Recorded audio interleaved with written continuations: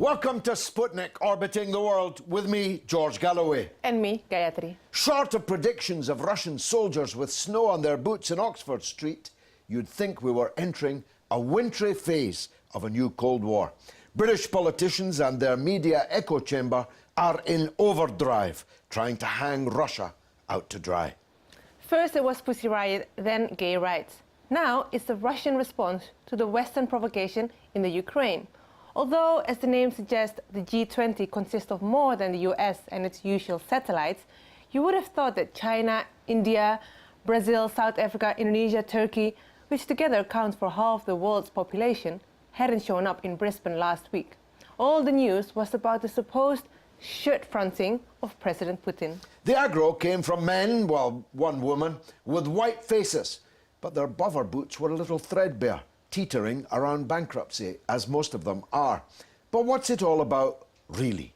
Why would the citizens of austerity Europe and the USA want to pick a fight with Russia and her friends? Helping us answer this riddle wrapped in a mystery, inside an enigma, is Alexander Nekrasov, former Kremlin advisor. But first, let's take a look at what the people on the streets had to say about Russia. Do they feel threatened by the Russian bear?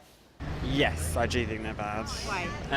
I'm a gay person anyway, so just think it's really bad what they're doing to people like that, and the whole Ukraine thing's a bit... Well, what are they doing? Pardon? What are they doing? Their whole laws on homosexuality I don't find should be like something that's enforced in everyday life now, so yeah. Just think they're a bit behind and backwards at the moment. There's a lot of violence, or in the media here, there's portrayed a lot of violence against homosexuals in Russia and it being made illegal, although I'm not sure if that's correct in my understanding, but and that's something when you live in quite a liberal, westernized society, kind of doesn't feel right. No, I'm ex-military and I don't really see it as a threat. It's a big power. If it gets back in power, it will be a big power, but at the moment, no. The way Putin is thinking, it's something like communist era. Yeah, like, you know? Can you explain their way of thinking? Yeah, like he's doing what he wants because he wants all the gas and the petrol and everything, and the big powers from West countries. They don't have enough courage to go to him straight away. You see, look, you've done too much already.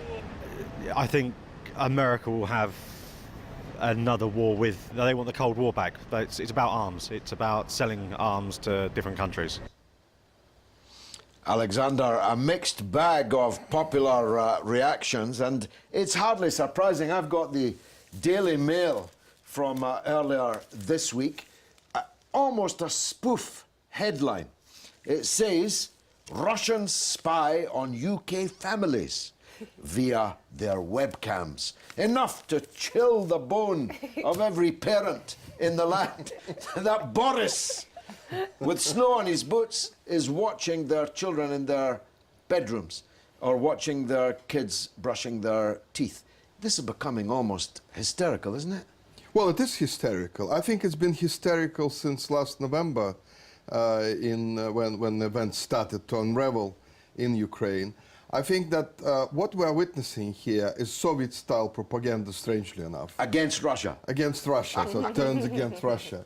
And the interesting thing is, everyone is avoiding the main point, what happened in February, when a legitimate government was overthrown, basically in an armed coup. Exactly. Yes, by violence. And that is where the whole thing started. Yes. But nobody remembers that for some reason in the Western media. It's always the events move forwards, and we talk about Crimea only, as if Crimea was something that Putin decided, guys, let's take over Crimea. That was nothing like that.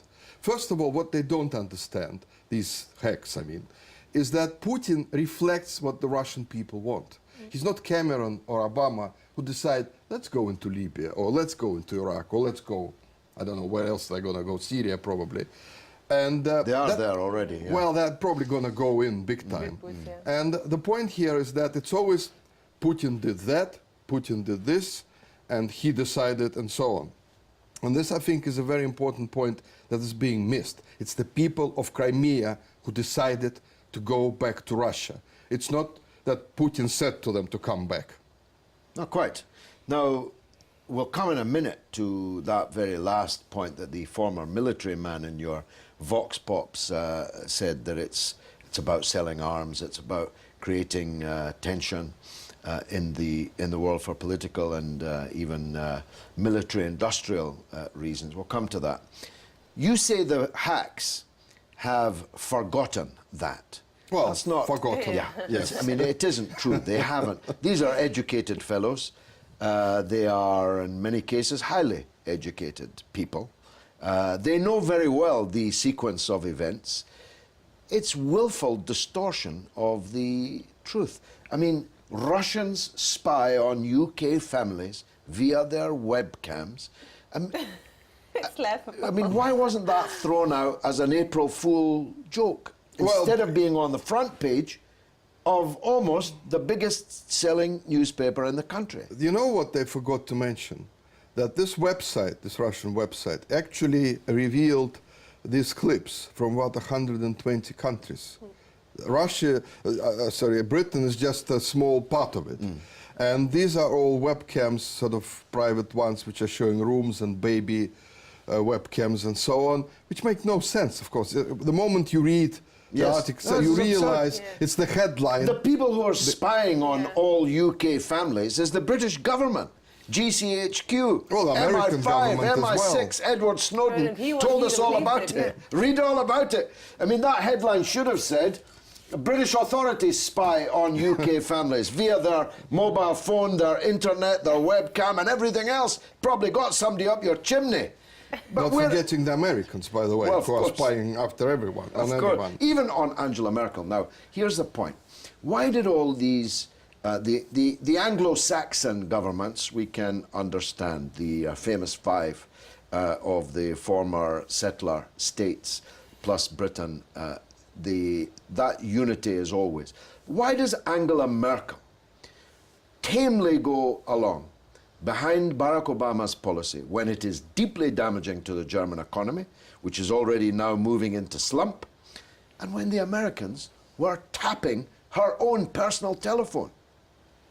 Well, I think it's a bigger game here. First of all, we must understand that America is trying to drive a wedge between Russia and Europe.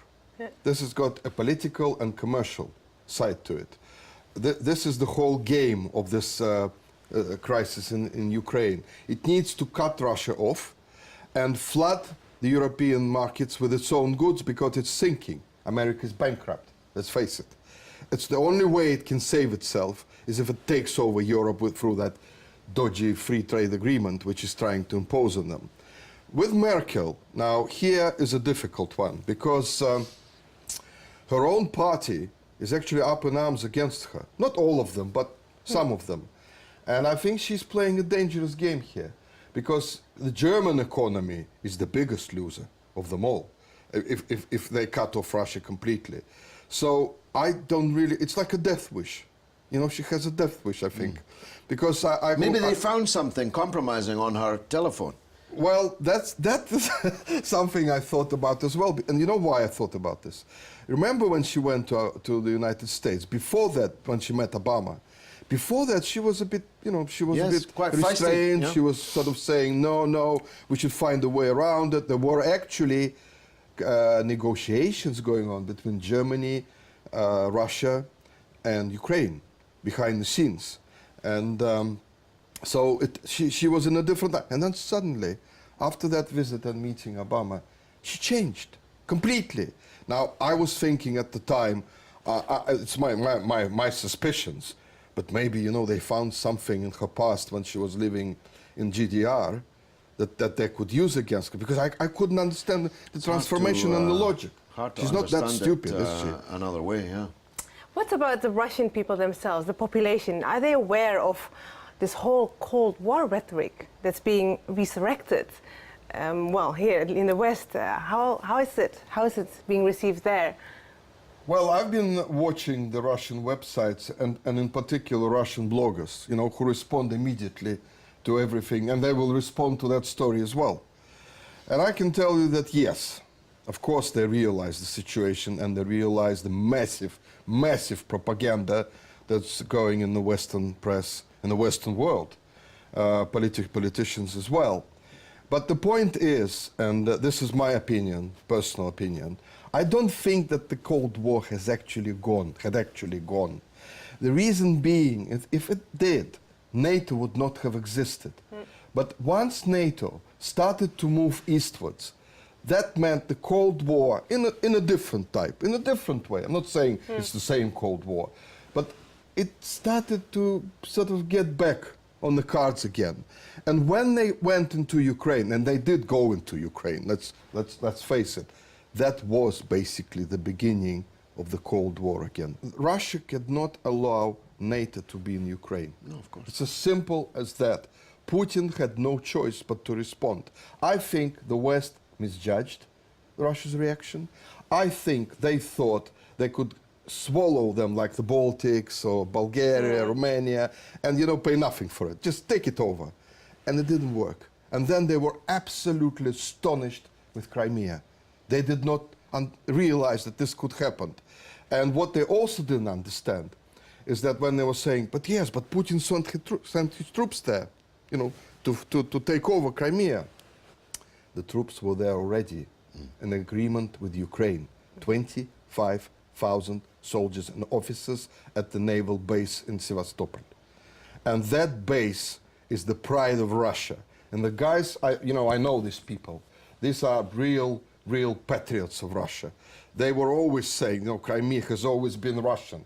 You know, 80%, well, 70-something% are Russian, ethnic Russians. And that was not Putin sending troops. That were the troops and the Russians there deciding to take it back to Russia. Alexander, it's been a pleasure talking to you on board the Sputnik.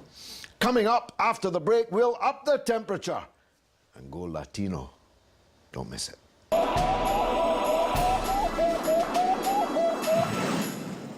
Welcome back to Sputnik. At the end of this month, in the prestigious headquarters of the TUC in London, a galaxy of star speakers, yes, including yours truly, will gather for a conference on Latin America.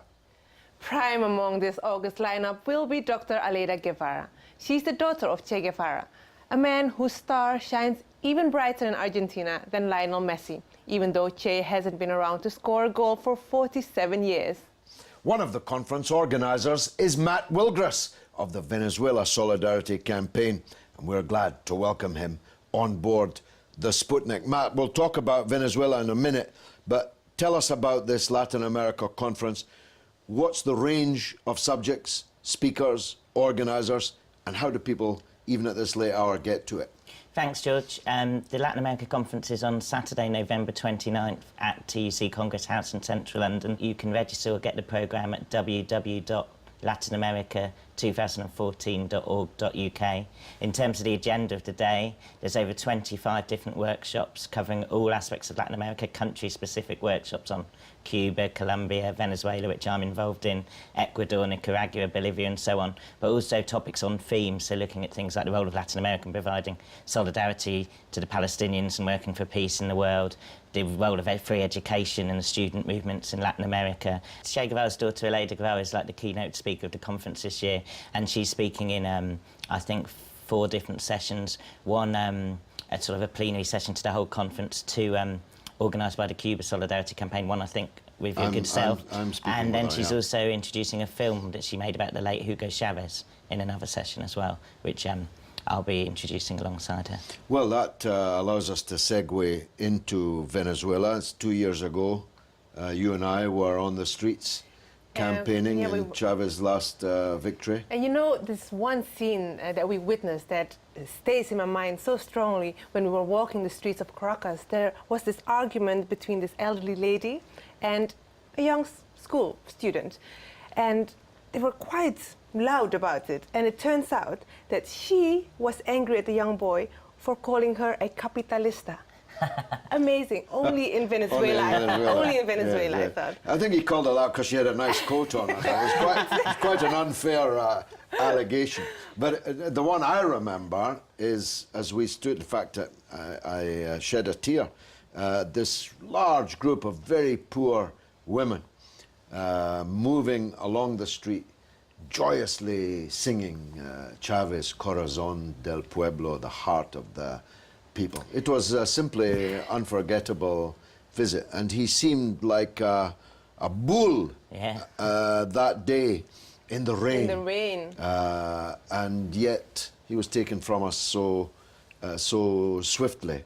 How's the country coped with the loss of President Chavez? Well, I think the immediate aftermath of President Chavez's death obviously saw a great outpour of grief and sympathy, and, you know, literally hundreds of thousands of people on the streets. They had to keep the coffin open for days and days on end so everyone could go and pay their respects. But I think what is concerning is that people who are opposed to the sort of elected government in Venezuela and the Chavista project, if you like, have seen the death of Chavez as an opportunity to destabilise and undermine the revolution, and in their eyes ultimately overthrow the successor to Chavez, the elected former trade union leader and foreign minister Nicolas Maduro.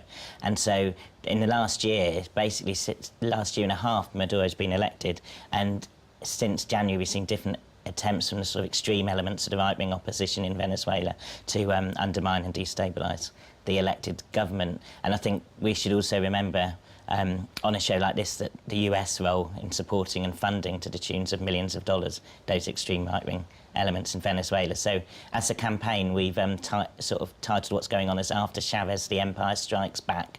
And so there's a number of concerning elements to the situation at the moment for people who support democracy and social progress in Venezuela. Well, the United States supports democracy so much they're ready to spend billions to overthrow the product of it. They have done in the Ukraine successfully. And they are trying so far unsuccessfully to do the same in Venezuela. But what about the local actors? There appears now, I'm sorry to say, to be the development of a kind of death squad potential. I lived through the death squads in El Salvador and in Nicaragua, and I saw for myself with my own eyes some of their grisly handiwork.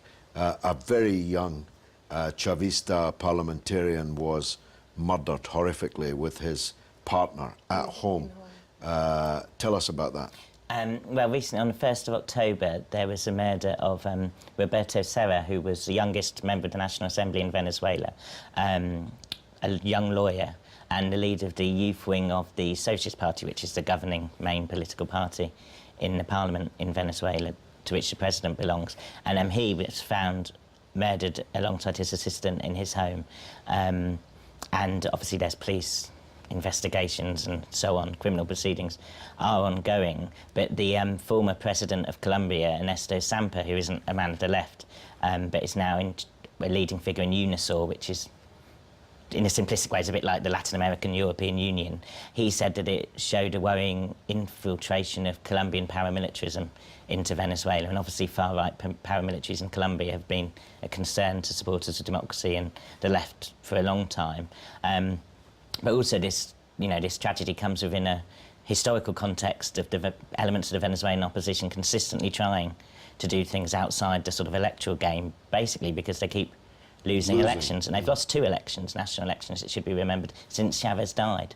So if they were banking on Chavez dying to mean they would come back immediately to power, the electoral route didn't provide that. So some elements, obviously, of the opposition in Venezuela are looking at all sorts of different things. So earlier in the year, we had the La Salida movement, which I think you covered on this very programme, which was a sort of series of violent street actions aimed at destabilising the situation in Venezuela, but that sort of died out. They've died out now. But, a number of innocent people lost their lives as a result of that, and the stated aim of that campaign, political aim, was the ousting of the constitutional elected government before the end of its term.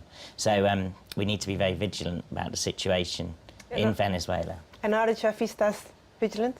I think so. I think a lot of people, obviously, the situation, you get a lot of media misrepresentation here in Britain about it, but the situation earlier in the year, all things considered, you know, at the end of that, President Maduro still had much higher approval ratings than the opposition. The country sort of got back to normal and, you know, continues to try and announce a whole wave of new programmes and social progress in a number of issues. So I think, you know, speaking personally, I've been immensely impressed with President Maduro's leadership in what obviously was Chavez dying first, then this violent campaign, and now things like this assassination is not an easy time. No, he's been a towering presence in the last year and a half. Literally. But I'm wondering, yes, literally.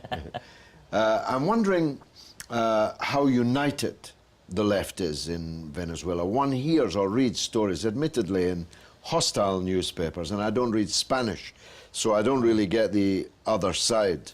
I'm wondering, we hear these stories about pro-Chavez revolutionary people sort of taking the law into their own hands and not being happy with this or that aspect of the new government.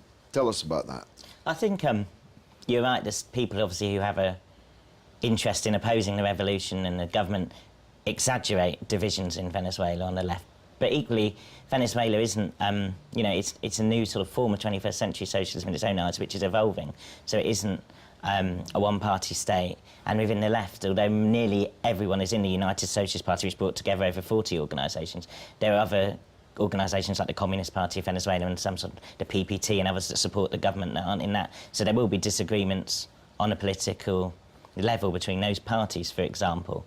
But at the Congress of the governing party, which was quite recently, the reports I read in Spanish, the majority of them, like the main people who organised a sort of opposition press conference saying they were sort of opposed to Maduro but were Chavista, weren't even delegates to the conference. They organised a sort of, you know, I think a very small group of people. And also I think we have to be very wary of a lot of these media stories about people taking the law into their own hands unless we know the specifics of the case. But I think in terms of the discussions going on since Chavez and Chavismo, it's also important to understand that, and going back to the conference that we discussed, that there's also a regional unity emerging in Latin America amongst the left, which strengthens Maduro's hand in that situation. Yes, it does, well. and indeed even unites people who are not all entirely of the left, but who could be described as patriotic Latin Americans. Tell us finally about the Venezuela Solidarity Campaign. How do people join it? What does it do? So the Venezuela Solidarity Campaign next year will be celebrating our 10th anniversary. I think George is doing one of these events in February. I don't know if he knows that yet. But we'll be having a season of events to celebrate our 10-year anniversary. If people want more information or to join, they can go to www.venezuelasolidarity.co.uk. We've got a wide spectrum of support. We work closely with a group of people in Parliament. We've had backing from the TUC and most of the trade union movement. And we see our aims in a lobbying sense as to lobby that the British government doesn't follow the hostility of the US administration towards Venezuela, which is very real, and the threat of US sanctions is not just on the table, but it's slowly being rolled out now as Obama reacts to the Republicans going to the Senate and so on. But also to tell the truth about Venezuela and to present a picture that we regard as a more real picture of Venezuela than you see on the media, a picture of, you know, mentions the gains in health and education and poverty reduction and so on, which isn't to say there isn't problems in any country, of course, but it doesn't give, you know, it gives a counter to the relentless negative coverage that sadly we see in so much of the media. Fairness in the British media. I saw a pig flying by. Matt Wilgris, thanks for joining us on board the Sputnik. And now it's your turn to tell us what you think through the portals of social media. What's rattling, Gayatri? Well, when we tweeted the Daily Mail's headline of Russians spying on our activities in and out of the house, we received such a funny response, so much funny responses to it. Alistair McIntosh says, well, it must be right, it's in a Daily Fail. And Rachel Devoy responds, well, when the US and UK spy, it's for our own good. But when Russia spy, it's bad. Give me a break. It's not even true. It's not even I mean, true.